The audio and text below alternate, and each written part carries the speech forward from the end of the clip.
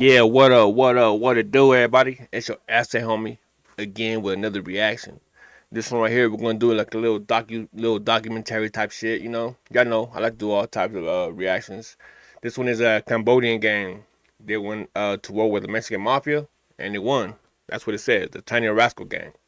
So that's what we're gonna do today, man. So before we get into anything, man, Happy New Year. Hope you guys had a blast last night. I'm too old for that shit.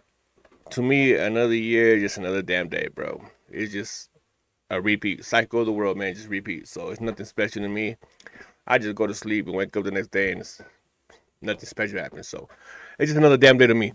But yeah, Happy New Year to all y'all. Celebrated it, had a good time, got drunk, got laid, whatever the fuck y'all did. I hope y'all enjoyed it. But yeah, man, here's the intro. Brad back. Don't go nowhere. Don't forget, subscribe to your boy channel. Let's get it, man. Yeah. Get your ass out.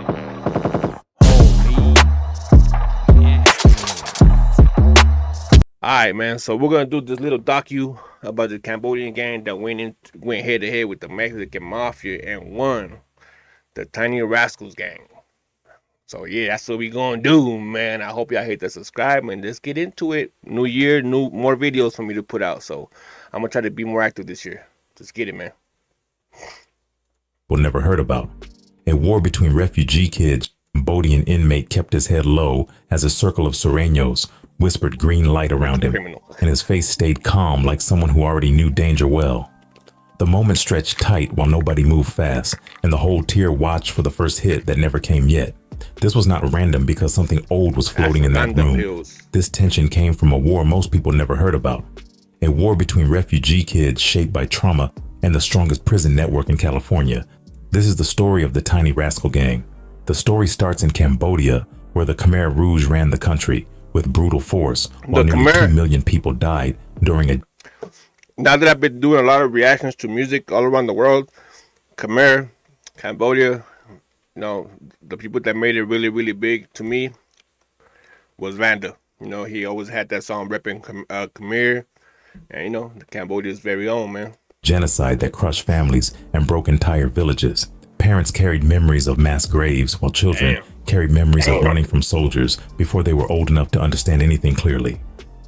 Many survivors spent years inside refugee camps before American officials finally relocated them across the United States as part of federal resettlement programs.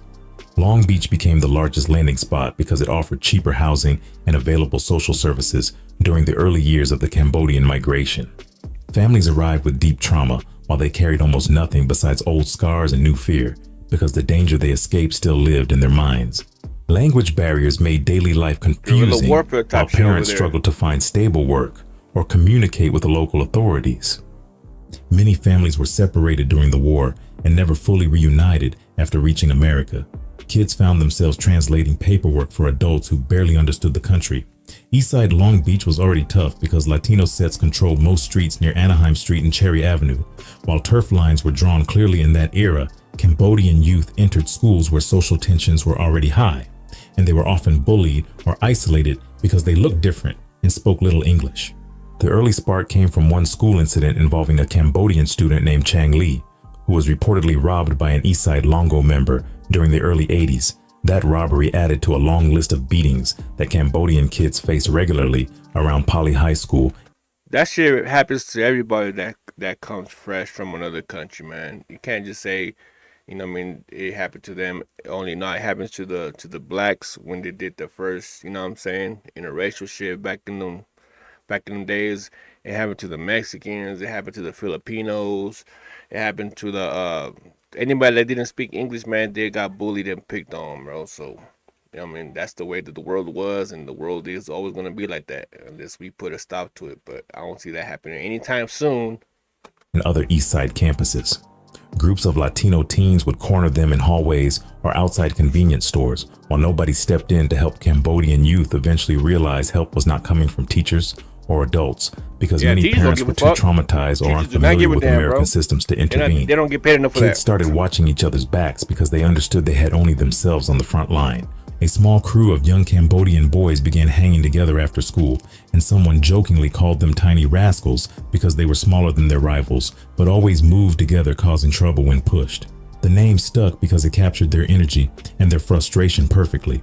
They tagged simple TRG initials on walls near their apartments around the mid-80s, and those tags started appearing near parks and alleyways where they gathered after class. Childhood anger blended with memories their parents never discussed, and that combination shaped the attitude that would eventually define the Tiny Rascal Gang. The first generation of TRG came together between 1981 and 1985 when groups of Cambodian teens realized they needed protection against bigger neighborhood sets. Many of these kids were barely 13 or 14 when they decided to move together like a unit, because walking alone in Long Beach often meant getting pressed by longos or older tag crews. Parents I lick my black and miles, bro. I don't know why that happened since a youngin'. The OGs told me, been doing it ever since I was a youngster, man. Stopping them, but most parents were overwhelmed by language barriers and trauma, and many simply did not understand how dangerous the streets had become for their children. These teens studied local gang culture because that culture dominated the neighborhoods surrounding their schools and apartments. They watched how Chicano gangs operated while noticing the bandanas, the shaved heads, and the neighborhood roll calls. TRG members began shaving their heads to show unity while adopting bandanas that matched their group identity. Regardless of what it is, man, everybody in LA, they dress a certain type of way, and there was always the baggy ass solos, the Dickies, the Cortezes, the white tees, the jerseys, the bald head. Everybody dressed like that. Even the blacks, bro, they just didn't shave their head. They just wore that you know what I mean, the clothes. But Mexicans just shaved their heads off. So did the Cambodians, the Filipinos, the Asians, until this generation they started doing Fays and Edgars and so, man. Graffiti styles found around Long Beach because tagging served as their first form of representation. The 3 small dots tattooed under the eye or on the wrist became common among TRG members because the dots symbolize a street life path borrowed from older gangs. I used to have that 3 dots shit right here in my little knuckle. No, wait. Yeah, it was in this one right here. I had it a long time ago. I got it tattooed over it, but I used to have my 3 dots right here. You know what I'm saying? I had all that shit, man. Their graffiti often marked corners near Lewis I was Avenue, never a gang member, 15th though. Street, or small alleys behind apartment rows that housed Cambodian families. Schoolyard scuffles quickly evolved into early organized retaliation because these kids were surrounded by violence daily and believed they needed to respond the same way. Boys who once carried bruised knuckles from playground fights eventually carried stolen guns, we used to catch them purchased fades, from stole older them teens in hands. nearby neighborhoods. Early robberies involved hitting convenience stores or targeting rival teens for jackets or bikes. One of the earliest known confrontations. That was our shit, bro. At my time, we used to steal bikes. You know what I mean? We used to have a bike outside of Kmart. We had one dude scope it out, and we used to go in there and do a little quick snatch and grab. You know what I mean? Then we had the Mongol. I had like a bike that was set up from different pieces of every type of bike, man. But my shit was a little Diamondback. I had a Diamondback. That shit was sweet than a motherfucker, boy. Involved a group of TRG teens jumping several longos behind a market near Anaheim Street after months of harassment. Stories began circulating about Cambodian kids who no longer backed down, and that shift changed the dynamic between local sets. What they think they were shift from defense to aggression beating up the whole happened time? Hell no, quickly they because gonna, every hit you know brought what I mean? They gonna retaliation, learn, bro, fight and every back. retaliation raised the stakes higher. The first firearm incidents involving TRG started around 1984 when members used a .22 caliber pistol during a parking lot confrontation with local rivals. That moment marked a turning point because guns turned school conflicts into neighborhood conflicts that now involve serious danger. Word spread through Long Beach that Cambodian teens were becoming organized and fearless enough to stand in front of threats rather than run from them.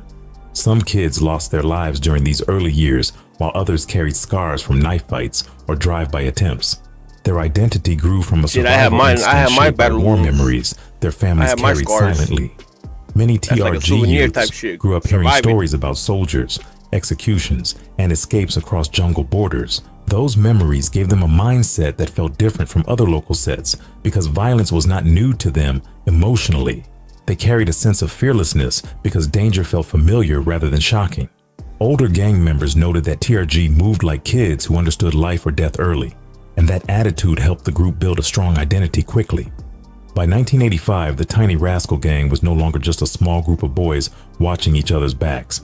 They had become a recognized presence across East Side streets because their name appeared on walls. Their fights increased, and their retaliation grew sharper each year.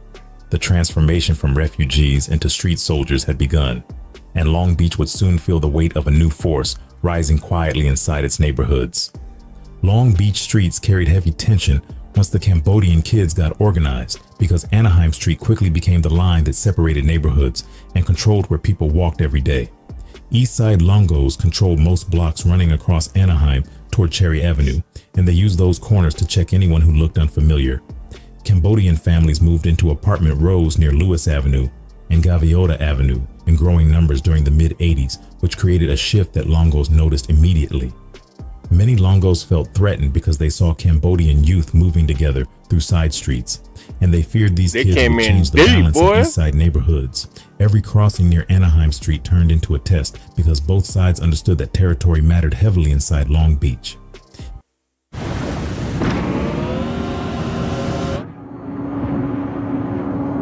Tension eventually turned violent once fists stopped working during confrontations around corners like Anaheim and Dawson, where students regularly clashed after school. The Oswaldo Carbajal killing happened during the mid-80s when a car carrying TRG members pulled up next to a Longo vehicle at a red light. Words were exchanged before gunfire struck Carbajal, who died on Anaheim Street, while witnesses froze in shock. That shooting became the first known deadly clash between TRG and the Eastside Longos, and it signaled the start of something far more dangerous. Gunfire replaced fists because retaliation came quickly, and the conflict intensified around every block touching Anaheim Street. Locals described the area near Anaheim and Cherry as a new killing field because bullets tore through parked cars almost every weekend. Vendetta culture took root because many TRG kids grew up hearing stories about escaping jungle soldiers, and those stories shaped their reactions on Long Beach streets. These teens carried memories of violence inside their families, and they treated every threat as something requiring serious action. One Cambodian teen, named Mad Dog, told Time magazine that Cambodian kids felt pushed into the fight because he believed Longos constantly bullied and disrespected them. Another youth explained that if Longos could perform drive-by shootings, then TRG kids could do drive-by shootings too, since nobody wanted to stay victims. That mentality spread quickly through younger members who watched older teens participate in shootouts around places like Poly High School or small markets near Cherry Avenue. TRG earned a reputation for unpredictable mobility because Longos started calling police to report that TRG members would disappear from Long Beach and suddenly reappear without warning. Officers learned that TRG youth traveled to Stockton or Modesto for short stretches when pressure increased in Long Beach. Some TRG members also stayed with relatives in Tacoma before returning to Long Beach prepared for more conflict. This movement confused older gang members because they were used to rival sets staying inside their home neighborhoods. TRG also shocked people when outsiders from places like Los Angeles or Tacoma flew or drove into Long Beach just to back Cambodian youth in major confrontations. That level of support came from a shared understanding between certain Asian cliques that Long Beach fights needed more bodies. Unusual alliances formed when TRG began clashing with Longos almost daily. Several African American sets in Long Beach noticed the pressure coming from the Eastside Longos and decided to support TRG during specific confrontations. The insane Crips on the West Side especially offered backup whenever Longos pushed too aggressively toward Cambodian apartments. These alliances showed how ethnic lines blurred in certain situations because the insane Crips shared a similar enemy inside Long Beach. Many Crip members respected how TRG fought because TRG members moved with intensity and refused to fold under pressure. That shared frustration with Longos created a loose connection between TRG and some Crip sets during the late 80s. The war never cooled down. Shit, bro. When I lived in LA, man, I was born in South Central. I mean, I wasn't raised there, but I used to go back and forth, you know what I mean, period of times to LA. But the race wars out there was real, man. I had a my baby mama was black, so I took her out there one time just to, you know, meet my family and shit. Boy, I got hit up so much. They tried to beat my ass in front of her, bro. I used to dip. Boop, boop, boop. I'm not getting my ass beat by like 6-7 motherfuckers, bro. Hell no. But the race war out there was crazy, man. Because both sides refused to step away from the violence that shaped their neighborhoods. Longos continued recruiting heavily during the late 80s because they believed TRG was disrupting the order they controlled for years. TRG continued growing because Cambodian youth saw gang membership as protection from constant harassment and constant threats.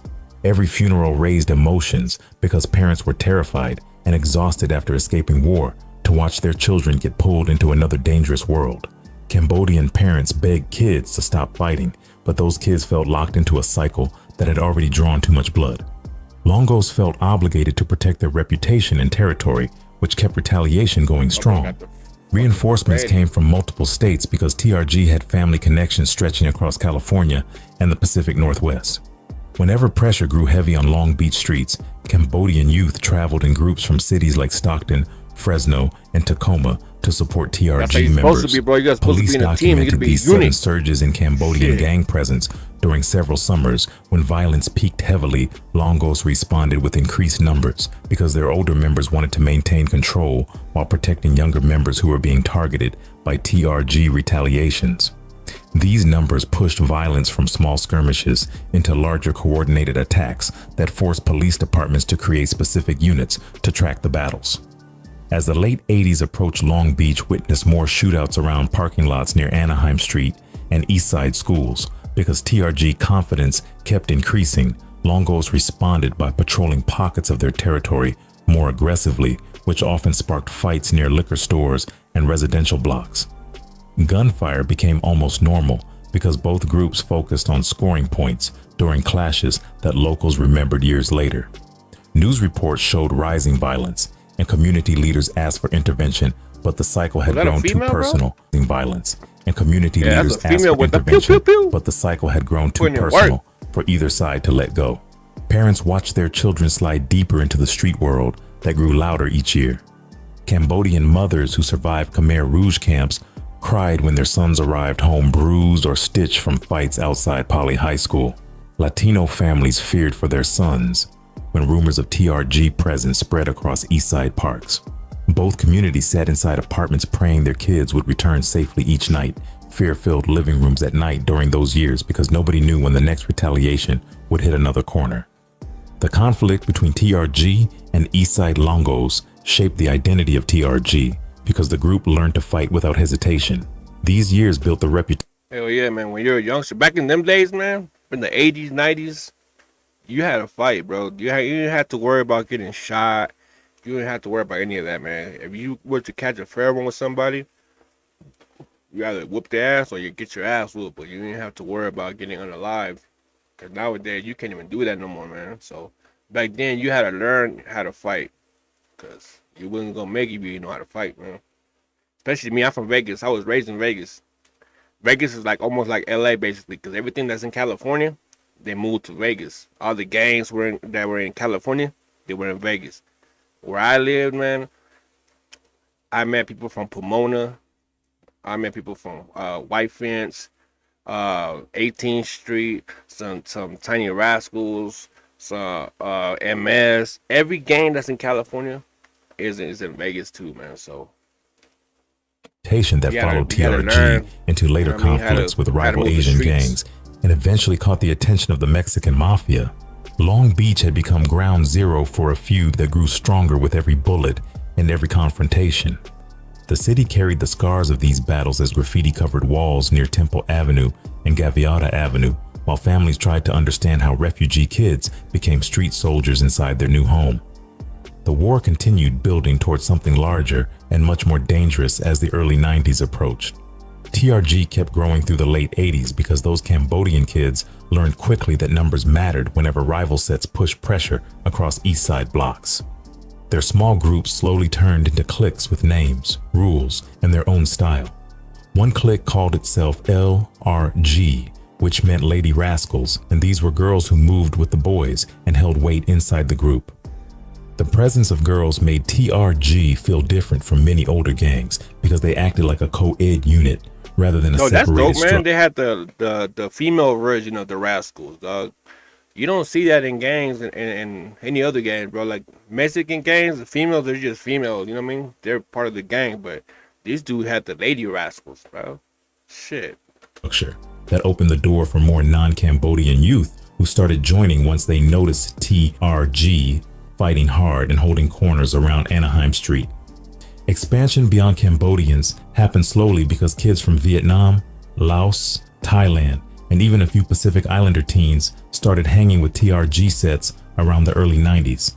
These teens lived near similar apartment complexes and shared the same school environments, which pushed them toward the same protection. TRG liked this growth because bigger numbers meant stronger presence during confrontations with Longos across the East Side. Members began identifying strongly with their sets because their cliques represented friendship, survival, and pride in neighborhoods that felt hostile toward them. Initiation rituals started forming as TRG picked up ideas from California gang culture and adjusted those ideas to fit their lifestyle. Many members got jumped in, which meant they had to fight a group of older members for a set time to prove they belonged inside the clique. Some girls got sexed in when pressured by older boys, although not every clique used that method because some leaders preferred keeping women respected inside the group.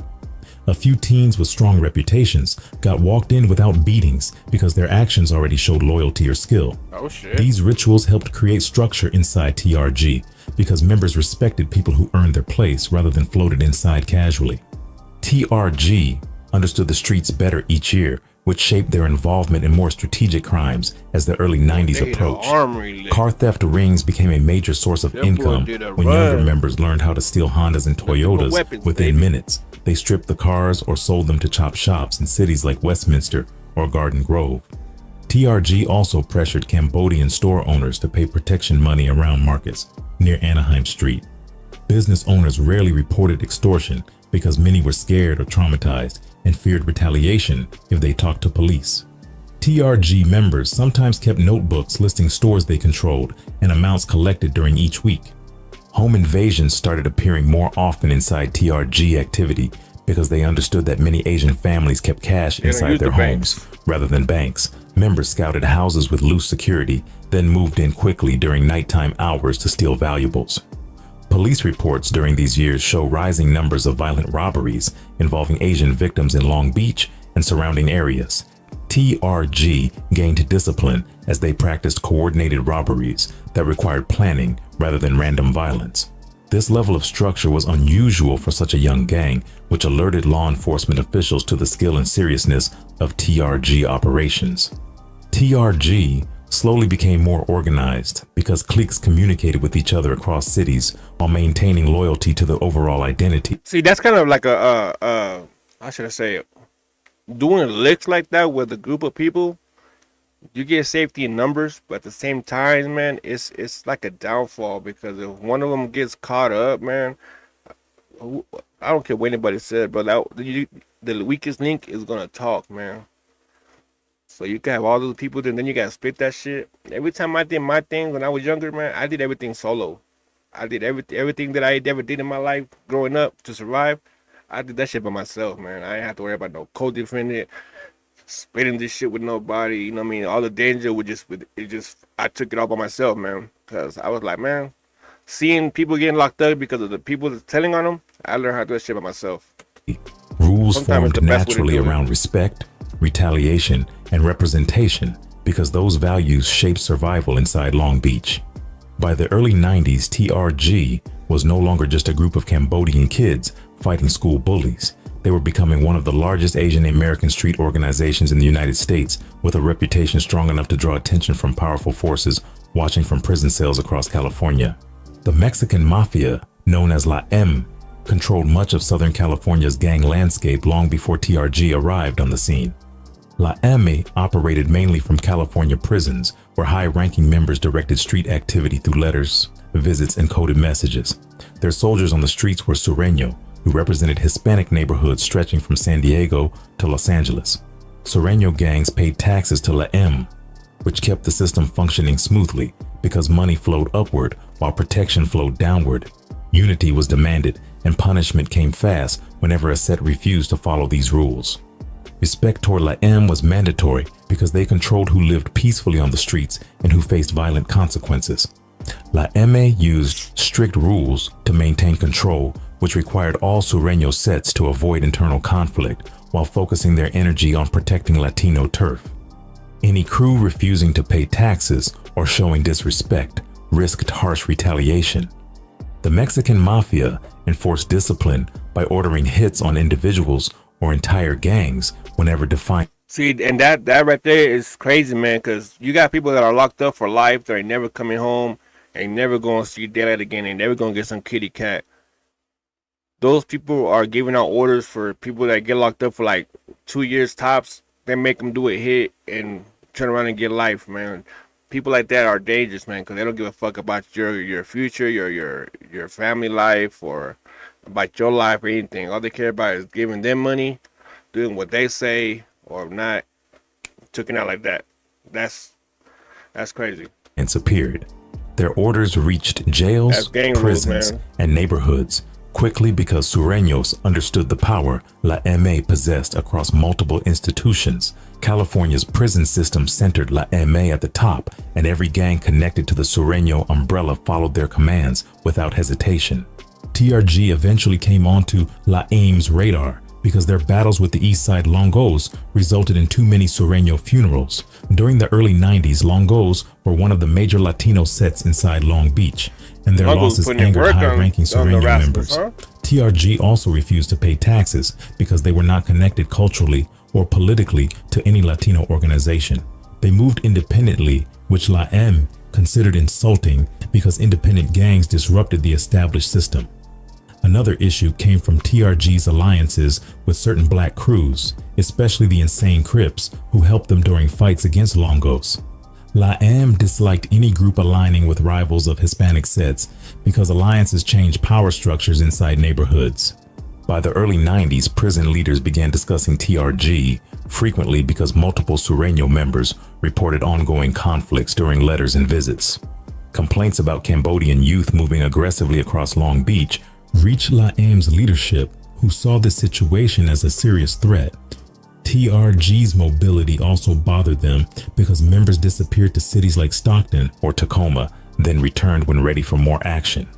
This type of movement made them harder to monitor, which angered Sureño shot callers who wanted order on their streets. Killing too many Sureños without consequences meant TRG needed correction according to La M's standards. High-ranking Sureño shot callers eventually decided that TRG must be handled forcefully because their defiance represented a growing challenge. Orders traveled from prisons like Pelican Bay they could have controlled them, bro. They had in Los Angeles County. It was now listen to La the rules, bro. instructed Long Beach sets to focus like entirely on eliminating TRG influence from every block near Anaheim Street. West Side Longos and East Side Longos were told to push aside internal disputes temporarily because removing TRG mattered more. This unity between rival Longo factions reflected La M's ability to change gang behavior instantly whenever necessary. All Asians green lit lists appeared inside jails and on the streets because La M decided that Asian gangs were collectively becoming problematic for Sureño dominance. These lists included Cambodians, Vietnamese, Koreans, Chinese, and Japanese individuals, which created fear among Asian youth held inside county jails. Green lit meant open season because any Sureño member could attack those listed without needing further permission.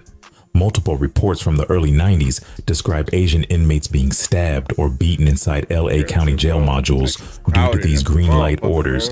TRG members faced the highest danger because their actions in Long Beach triggered the crackdown. The decision to greenlight TRG marked the beginning of a larger conflict across Southern California because La M rarely targeted entire ethnic groups. This action meant the Mexican Mafia considered TRG a major threat requiring extreme measures. Their goal involved pushing TRG off the map entirely and restoring Latino dominance in Long Beach. TRG realized quickly that they were facing a new type of enemy with power extending far beyond local neighborhoods. Their war with Longos had now grown into something larger, controlled by people they had never seen in person. The stage was set for a deadly conflict that would define the next era of TRG history.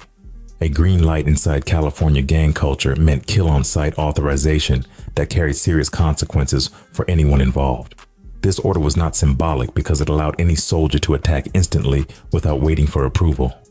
The Mexican Mafia used green lights to control the streets and punish sets that crossed their boundaries. TRG learned the meaning quickly because this decision turned everyday movement into life or death situations. Members understood that a green light followed them everywhere because the order stayed active inside every jail and every neighborhood. All Sureño gangs joined the hunt once the Mexican Mafia sent word down from the prisons. Long Beach sets moved first because they already had deep issues with TRG across Anaheim Street and Cherry Avenue. Soon sets from Los Angeles, Compton, Inglewood, Santa Ana, and Norwalk began searching for TRG members during regular patrols. Shootings increased near markets in Westminster and Garden Grove, where many Cambodian families lived during the 90s. Police reports showed sudden spikes in violence involving Latinos and Asians because every Sereno set felt required to participate. Man, you know, the government, they're like, yeah, let them keep doing that, bro. Government's like, let them take each other out, man. Because if they're fighting each other, we don't got to worry about them messing with us. We could do all type of shit. Now imagine if every race stood together and took over what we thought was abuse of authority, man. We could change this goddamn country so quick, but we're so busy fighting each other on dumb shit, man. On streets that we don't even own. We're too busy worrying about extorting, dumb shit, man. Because right now we get the bigger picture is us against the government, man. And that's, until we take care of that, everything else is nothing, bro. Members of gangs like Florencia 13, Barrio Norwalk, and Westside Longos directed most energy toward tracking Cambodian youth cars. Crews slowly through blocks where everybody's enemy is the government. Tagged walls because Serenos wanted confirmation of Cambodian presence before firing. Everyone became a target once the green light spread because La M included all Asian groups on their dangerous list. Asian inmates inside LA County Jail suffered violent attacks because Sereno inmates believed every Asian belonged to TRG or supported them. Reports from 1994 and 1995 describe multiple stabbings inside modules that held Chinese, Vietnamese, or Japanese inmates.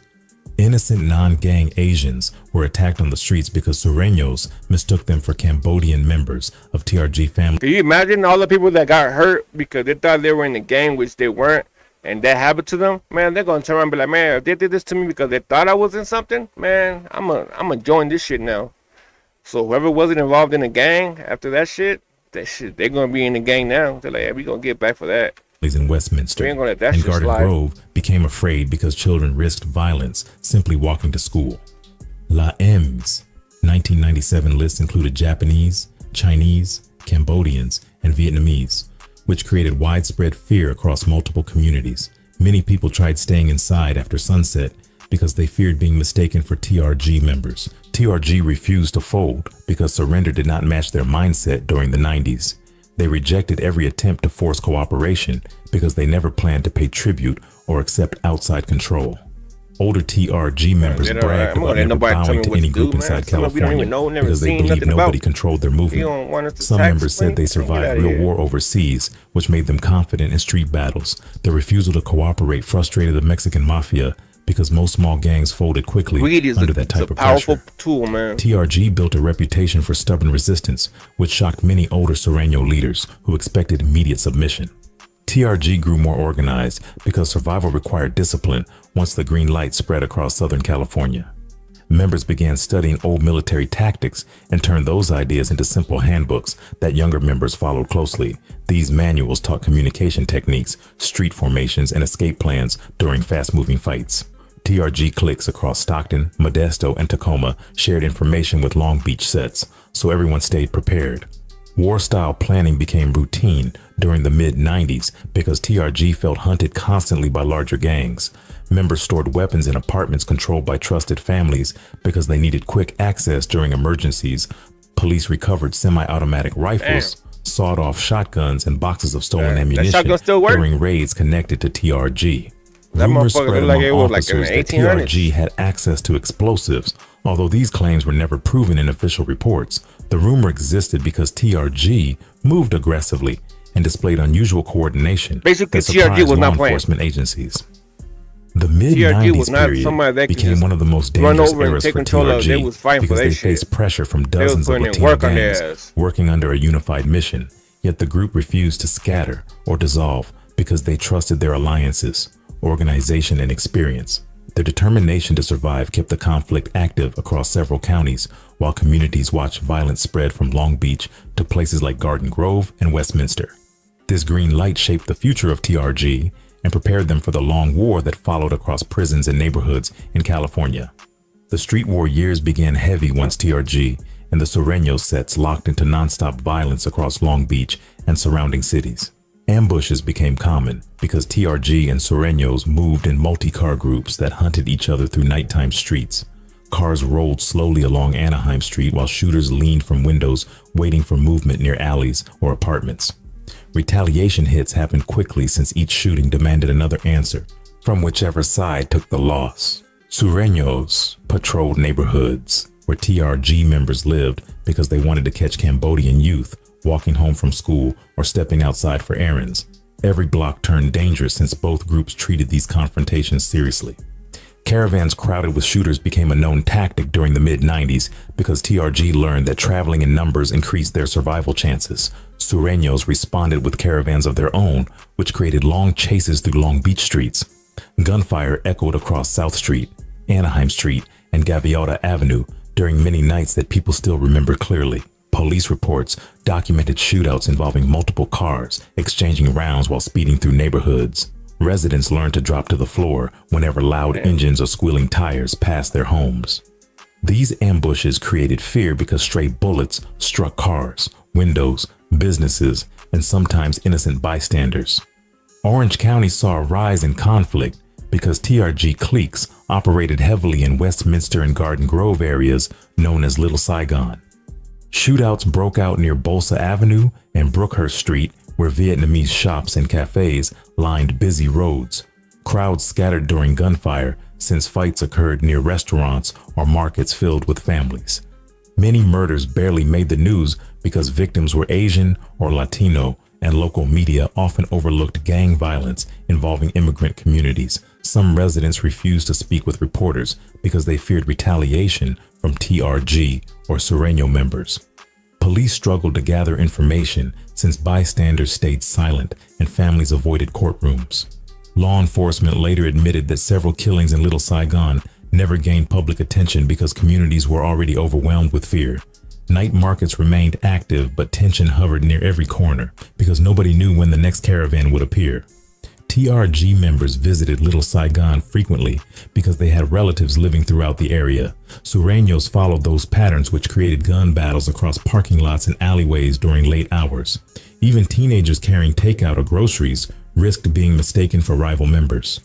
Cambodian families in Long Beach relived heavy trauma because these battles reminded them of violence they escaped during the Khmer Rouge years. Parents who survived genocide now watched their children walk into a street war that felt painfully familiar. Many mothers cried when police knocked on doors with news of shootings that involved their sons or nephews. Funeral gatherings became frequent since lost youth came from multiple neighborhoods across East Side Long Beach. Cambodian elders pleaded for calm because community leaders believed the violence was tearing families apart making quickly. money back in them days. Local monks described the situation as a generational collapse because older refugees could not protect younger members from street life. Monks visited families weekly because parents felt lost while their children joined gangs for protection and identity. Community meetings formed inside temples near Atlantic Avenue and Anaheim Street, where elders begged teenagers to leave the streets. Their words rarely worked because TRG members believed walking away meant getting hunted by Sureños without backup. Many young men accepted that survival required loyalty to their clique, since enemies moved aggressively across every level of the conflict. Cambodian fathers carried silent guilt because they survived war overseas, yet could not save their children from war in America. Some fathers regretted not understanding school culture earlier, while others blamed themselves for lacking resources or language skills. Families packed entire living rooms during funerals, while monks offered prayers for young men whose lives were cut short by bullets. Crowded memorial services filled Long Beach temples during these years because violence. Yo, see, that's cool though, man. They had OGs that was trying to help the youngsters, bro. That's dope. They had the monks trying to come in and try to, make the kids change their mind, the point of view, the vision of the world. Cause other people don't give a damn about their youngsters, bro. Like other cultures, they don't care about what their youngsters do, man. As long as they don't fuck with them, it's like, well, that's how you want to live. You gotta live with the consequences. You know what I mean? And Cambodians, like, we gotta get our youth right. And stayed constant. Experts later questioned whether TRG actually won since they endured one of the harshest green lights issued by the Mexican mafia. Many believe TRG survived the full green light intact because they continued operating across multiple states and maintained large membership numbers. Sureños failed to eliminate TRG, even with dozens of gangs participating in the manhunt. Police noted that TRG refused to scatter, which shocked older Sureño members expecting quick collapse under pressure. TRG did not retreat from Long Beach and continued moving through the same neighborhoods despite danger. Reports from the late 90s suggest the Mexican mafia eventually dropped the broad green light on Asians because the conflict brought more chaos than benefit. YALL realized eliminating TRG required greater resources than expected because TRG fought aggressively with strong organization. Sureños took losses that frustrated some leaders since the green light brought continuous retaliation. Officers observed that attacks on Asian inmates later decreased after administrative changes and political pressure influenced jail management. By the end of the 90s, the intensity of the war lessened, but TRG remained present across California. Many scholars studying gang history consider TRG unique because they stood against a prison organization known for crushing rival groups. Quickly, TRG did not surrender territories to Sureños and continued expanding into states like Washington and Massachusetts. Their refusal to fold shaped their identity since members believed survival proved strength against overwhelming odds. YALL never publicly canceled the green light, yet their enforcement faded, which suggested a quiet acknowledgement that TRG was not going away easily. The street war years marked some of the darkest moments for TRG and Cambodian families who lived through the brutal cycle of violence. Every shooting carved deeper wounds into communities still healing from past trauma. Yet TRG's survival during this era remains one of the most referenced chapters in Asian American gang history. Their endurance against Sureño pressure created a reputation that followed them into future conflicts and shaped how law enforcement viewed them nationwide. The war eventually moved into new chapters, but the impact of the 1993 to 1999 era remained visible inside Long Beach for many years. The feud with the Asian boys started because another set of Southeast Asian kids began building their own identity across Southern California during the late 80s. Some stories claim the Asian boys formed in the San Gabriel Valley, where Cambodian, Lao, and Vietnamese teens fought for survival inside schools around places like Monterey Park and Alhambra. Other stories claim a small TRG clique split away after disagreements about leadership and direction. Both stories circulated heavily through street circles because nobody held one clean origin. What stayed true was how both gangs attracted Cambodian youth who struggled inside neighborhoods filled with pressure from Latino and Black sets. The Asian boys gained attention because their early members carried the same refugee trauma that shaped TRG youth across Long Beach. Many ABZ members had parents who came from camps in Thailand or survived heavy violence before reaching California. Kids saw gang life as protection and identity because schools offered no safety and communities offered little structure. TRG and ABZ members often came from similar streets, similar apartments, and similar cultures, which created natural rivalry for the same pool of youth. Cambodian teens admired strength and loyalty, which both gangs claimed loudly. That environment sparked competition because each set wanted to lead Asian gang culture throughout Southern California.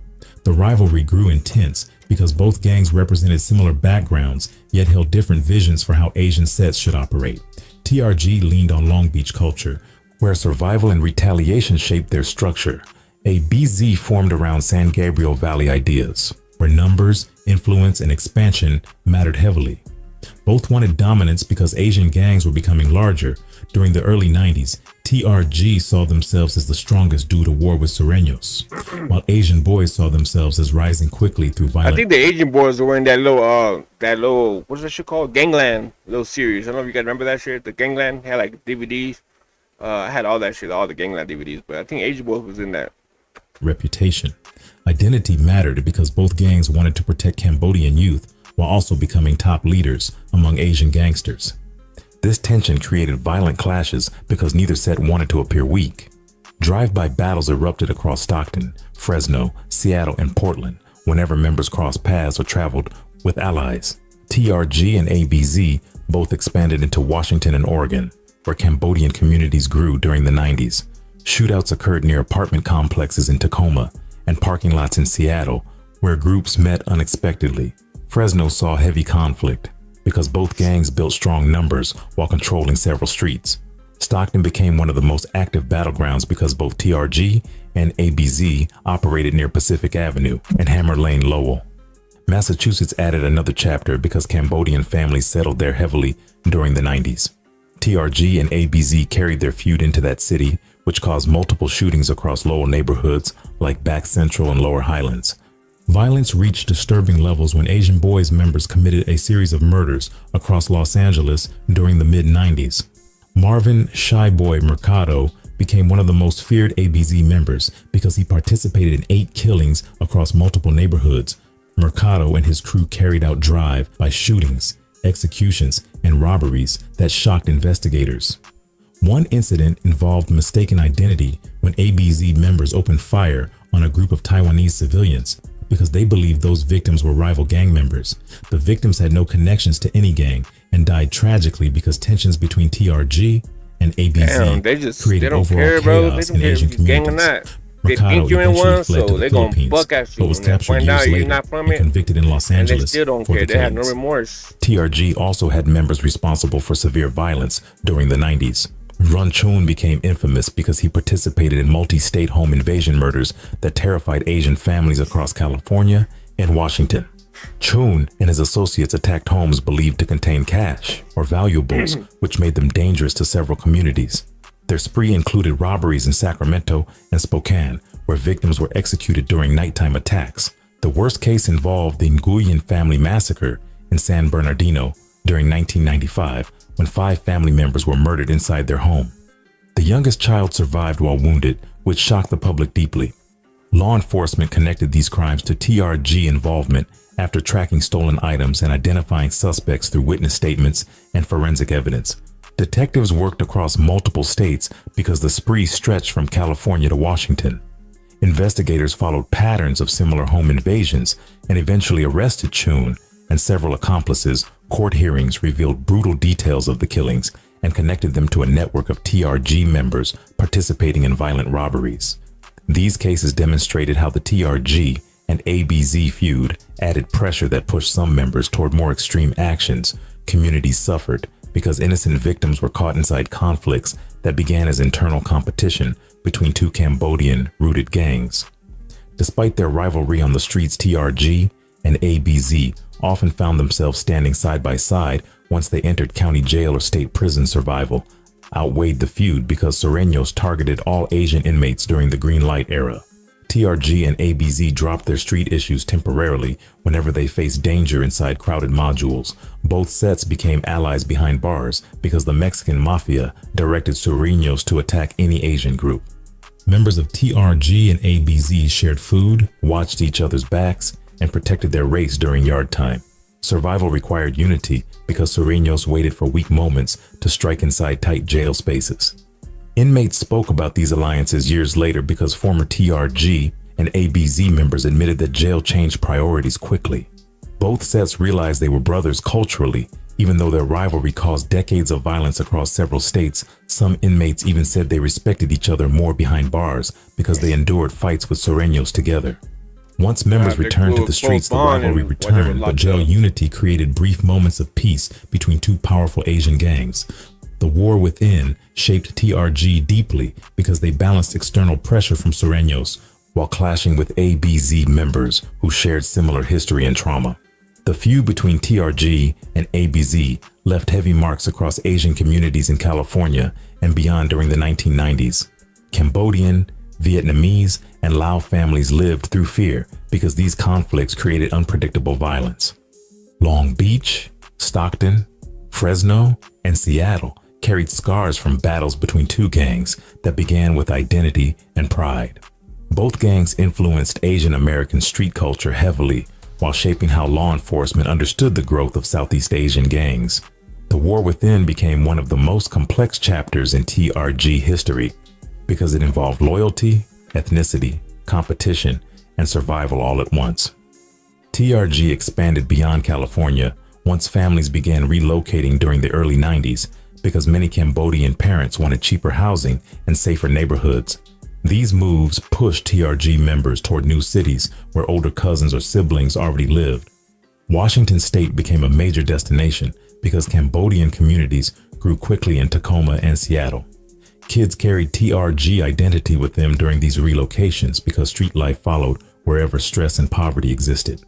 Tacoma turned into a TRG mini-hub because multiple families moved into the Salishan neighborhood during the 90s.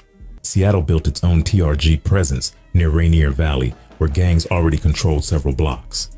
TRG members in Tacoma organized quickly because they recognized similar threats from local sets operating across Pierce County. Shootings occurred along Portland Avenue and South 38th Street because TRG clashed with rival crews over disrespecting territory. Seattle sets built through small cliques that linked back to Long Beach members who visited Washington regularly. Police in Tacoma reported TRG involvement in robberies, stabbings, and drive-by shootings during the late 90s because these youth followed patterns learned in California. TRG members created tight bonds in Washington because family connections kept people moving between Tacoma, Seattle, and Long Beach during holidays and summers. Oregon also saw rising TRG influence because families moved to cities like Portland and Salem for factory jobs and cheaper rent. Portland police documented early TRG cliques near 82nd Avenue, where Cambodian families settled during the 90s. These cliques connected to Washington members, which strengthened the overall network across the Pacific Northwest. Nevada gained a TRG presence mainly around Las Vegas, where casinos, tourism, and cash-based economies created opportunities. TRG members got involved in robberies, car thefts, and small-scale drug distribution across Las Vegas neighborhoods. Family migration continued shaping TRG expansion because cousins introduced cousins to the gang lifestyle whenever new families arrived. The East Coast gained TRG members once Cambodian communities expanded across Massachusetts and Pennsylvania. Lowell, Massachusetts became the largest Cambodian population on the East Coast, which drew TRG members quickly. Kids growing up in Lowell learned about TRG through older relatives and through visitors traveling from Stockton or Long Beach. Gun battles erupted between TRG and the Red Scorpions gang near Church Street and Middlesex Street during the 90s because both sets wanted recognition and influence. Lowell officers responded to drive-by shootings involving TRG right there. and ABZ members who traveled east for visits or relocations. Cambodian youth in Lowell struggled with school fights, tension with local crews, and generational trauma similar to their West Coast peers. Philadelphia also developed a TRG presence during the late 90s because families moved into neighborhoods near Olney and Kensington searching for stability. TRG cliques formed quickly because Cambodian teens faced pressure from local gangs that controlled nearby blocks. Shootings occurred near small markets and apartment complexes where Cambodian families lived. TRG members in Philadelphia built connections with Lowell cliques because families often traveled between both areas. These connections strengthened the gang's presence across the East Coast for several years. TRG became multi-ethnic over time because membership expanded beyond Cambodian youth in states with smaller Asian populations. White teens joined TRG in Washington and Oregon because they grew up inside the same apartment complexes and shared similar struggles. Black members joined in places like Tacoma because neighborhood friendships mattered more than ethnicity. Vietnamese, Lao, and Thai members joined in states like Massachusetts and Nevada because Southeast Asian communities blended together through schools and shared experiences. This diversity shaped TRG identity because members adapted to different environments across the country. Partnerships with Asian criminal syndicates emerged once TRG expanded into multiple states where organized crime networks operated. Triads and Vietnamese groups connected with TRG members in cities like Seattle and Portland because both sides benefited from drug markets. Vietnamese networks produce high-quality marijuana across Washington and Oregon, which TRG helped distribute in several neighborhoods. Ghost Shadows members also appeared in certain trafficking cases because they operated across coastal cities with established smuggling routes. TRG members gained access to ecstasy, marijuana, meth, and various firearms through these relationships, which increased their influence. Drug trafficking grew during the late 90s because TRG members in Washington and Oregon used interstate highways to transport substances between cities. Ecstasy shipments moved through Portland clubs while meth distribution increased near Tacoma. Marijuana grown in the Pacific Northwest traveled to Massachusetts and Pennsylvania through TRG channels, which helped the gang gain profit and power. Weapons trafficking also expanded because TRG gained access to stolen guns and modified rifles used during conflicts with rivals. Police investigations in several states connected TRG members to networks that resold firearms across Washington, Oregon, Nevada, and Massachusetts. TRG's expansion across America created a national footprint that surprised many law enforcement agencies because they expected the gang to dissolve under pressure from the Mexican mafia. Instead, TRG grew through family migration, refugee communities, and multi-state connections that formed naturally. This growth shaped the gang's identity for years because members in one state often stayed connected to members in another state. The network allowed TRG to survive heavy conflict in California while maintaining presence across the country. This expansion created a powerful foundation that shaped TRG's reputation and influence into the 2000s. The mid-90s brought a wave of murders that pushed TRG deeper into national headlines because violent clashes with ABZ members created chaos across multiple cities. Run Chun became heavily involved in violent crimes during this period because he carried deep loyalty to TRG and deep anger toward ABZ. The rivalry between TRG and ABZ shaped many of the murders connected to Chun during 1995 and 1996. These years brought some of the most brutal cases linked to Southeast Asian gangs across California and Washington. Police departments finally responded by forming multi-agency task forces because they realized the violence had reached levels that demanded federal attention. Officers from Long Beach, Stockton, and Seattle worked together because the murders crossed state lines and required stronger cooperation. Run Chun's involvement included home invasions, robberies, and executions that terrified Asian families during those years. Victims in Sacramento and Fresno lost their lives during nighttime robberies planned by TRG associates. Multiple counties reported similar patterns, which helped investigators connect the crimes. Law enforcement eventually arrested Chun and several associates who faced charges for murders committed across multiple cities. Court documents describe chilling details about victims who were tied up, shot, or beaten during the home invasions. These crimes pushed communities into fear because families felt hunted inside their own homes. The rivalry with ABZ fueled part of the violence because both gangs wanted dominance during a period full of internal pressure. The 2003 Patricia Miller case marked one of the saddest incidents involving TRG because the victim had no connection to any gang conflict. Patricia Miller was a 45-year-old mother living in Pierce County, Washington, when she was shot outside her home by TRG members searching for rivals. The shooters believed a rival gang member lived at the address, which turned the situation into a tragic mistaken identity case. Miller died in her driveway while neighbors rushed outside after hearing gunfire. The emotional impact shook the community because people saw an innocent woman lose her life due to gang tensions she knew nothing about. Cambodian families grieved heavily because they understood how often innocent people suffered during conflicts involving TRG members. Local leaders spoke publicly about the tragedy because they wanted the community to recognize the seriousness of youth gang involvement. Police arrested multiple TRG members connected to the shooting, and the courts delivered long sentences to those involved. The case pushed Washington residents to demand stronger gang intervention programs because families feared more innocent victims would lose their lives. Community members held vigils and fundraisers for Miller's family because the impact of her death extended far beyond the neighborhood. The 2007 Sacramento officer killing further escalated TRG's reputation because the shooter was a 16-year-old gang member.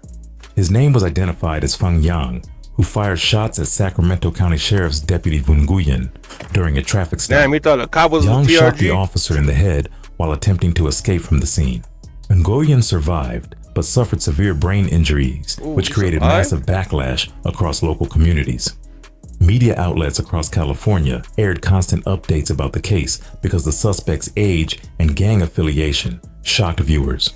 Police arrested Yang shortly after the shooting and discovered heavy TRG connections within his circle of friends. Local backlash grew strong because many residents demanded harsher punishments for juveniles involved in gang shootings. Community leaders called for tougher sentencing, while politicians used the case to push new gang legislation. Reporters interviewed Cambodian families who felt devastated because the shooting increased negative attention toward their community. The media surge created tension because many refugees felt misrepresented during interviews. The victim's family received widespread support because the attack targeted a respected deputy performing routine duties. This incident pushed TRG deeper into law enforcement focus and increased surveillance on Cambodian neighborhoods across Sacramento. Violence resurfaced during 2019 when a Long Beach Halloween party turned into one of the most devastating TRG-linked shootings in recent years. The party took place in a backyard near East 7th Street where several young adults gathered during the evening. Gunmen wearing hoodies entered the property after responding to disrespect posted on social media. Witnesses reported seeing two shooters opening fire on party guests without warning. 3 innocent people died instantly, while 9 others suffered gunshot wounds during the chaos. None of the victims were confirmed TRG members, which made the incident more tragic because the shooters targeted the wrong group. News coverage flooded Long Beach because residents were horrified by the level of violence displayed at a simple holiday gathering. Police arrested multiple suspects connected to TRG members who allegedly planned the shooting after misinterpreting online messages. Court testimonies revealed that some suspects bragged inside jail about the incident, which created anger among victims' families. Prosecutors used these testimonies during hearings to demonstrate intent and lack of remorse. Families of the victims attended every court session because they wanted justice for the lives lost. The Halloween shooting forced Long Beach officials to address rising gang activity because residents demanded increased safety measures. The tragedy pushed community leaders to create outreach programs for Cambodian youth trying to escape gang life. TRG's involvement highlighted the gang's continued presence across Long Beach and reminded the public that street violence remained a real threat. The incident served as another example of how disputes mixed with social media could escalate into deadly events. This case added another painful chapter to TRG history and forced many families to reflect deeply on the cycle of violence surrounding their communities. By the late 1990s, law enforcement realized TRG was not a small neighborhood gang anymore because their crimes stretched across cities and states. Multi-agency raids hit Long Beach, Tacoma, Stockton, and Lowell during operations that involved local police, the FBI, and immigration agents. Officers broke into apartments at sunrise because they believed TRG members stored weapons and stolen items inside cramped units shared by large families. Task forces used jail intelligence gathered from recorded calls and informants who traded information for reduced sentences.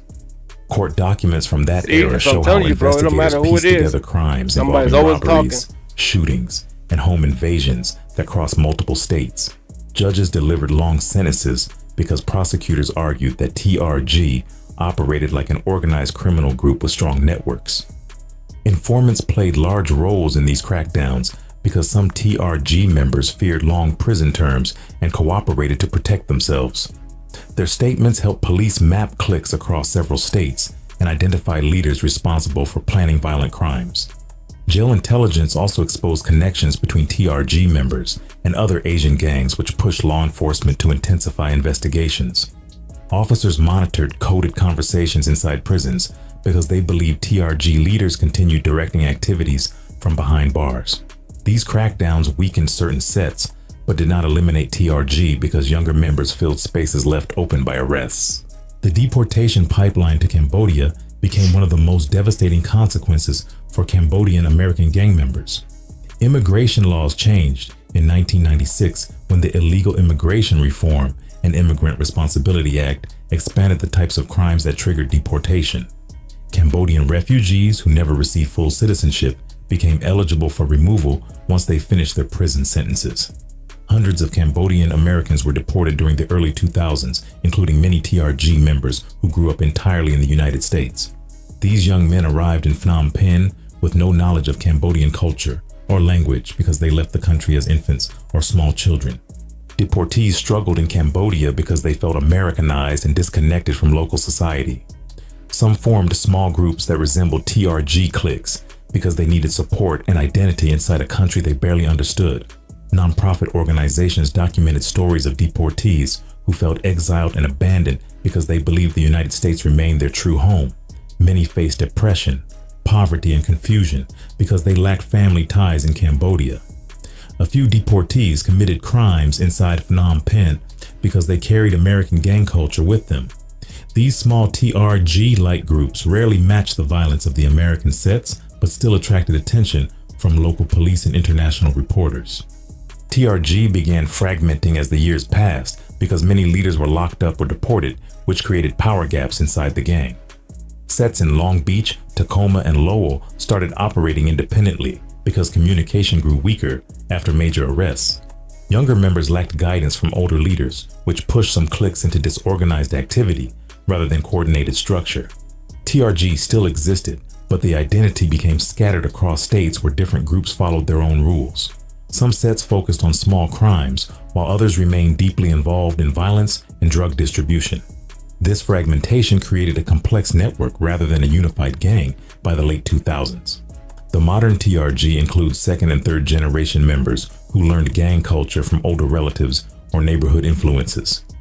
Many of these youth grew up watching older uncles or cousins involved in street life during the 90s and early 2000s. Social media platforms like YouTube, Instagram, and TikTok influenced newer members because gang culture spread through music videos, documentaries, and online posts. Younger members posted photos of graffiti, hand signs, and weapons, which created attention and sometimes triggered rival responses. Online culture made TRG identity more visible to outsiders while also attracting teenagers who wanted recognition. Today, TRG participates in localized criminal activity rather than national organized operations. Police reports from Long Beach, Tacoma, Stockton, and Lowell show involvement in drug trade, low-level shootings, and robberies. Meth and marijuana distribution remain common income sources for some cliques because these markets stay active in neighborhoods with limited resources. Old rivalries occasionally resurface when members encounter ABZ or local crews that hold grudges dating back decades. Alliances also appear when new threats emerge because smaller cliques understand the need for cooperation during conflicts. Modern TRG groups often act independently but maintain loose ties with older members who survived earlier wars. The legacy of the TRG war weighs heavily on Cambodian elders who survived genocide and later watched their children become involved in American street violence. Many elders express sadness because they fled the Khmer Rouge only to face another type of trauma in their new home. They speak about losing youth to prison, deportation, and gun violence, which created a second wave of emotional pain across Cambodian communities. Temples in Long Beach and Lowell hold memorials for lost sons whose pictures fill community boards. Elders worry about future generations because violence shaped many families for decades. The dual trauma of surviving genocide and American gang conflict created deep scars across Cambodian American communities. Families who carried memories of war had to cope with funerals, courtrooms, and deportations that tore households apart again. TRG remains a reminder of how trauma, poverty, and displacement can shape young lives when support systems fail.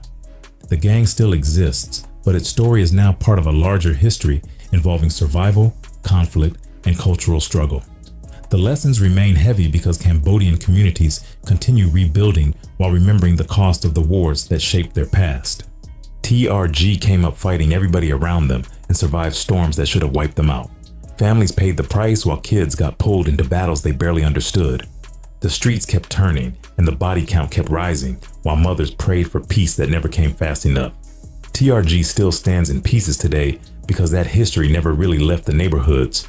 The war changed them forever, but their story. Damn, alright. That's Cambodian gang, TRG, man.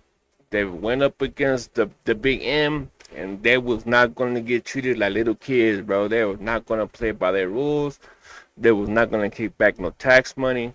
You know what I'm saying? And that's what happens, bro. When you got to do what you got to do and you ordered to pay people money for doing what you're doing, it's just like, what?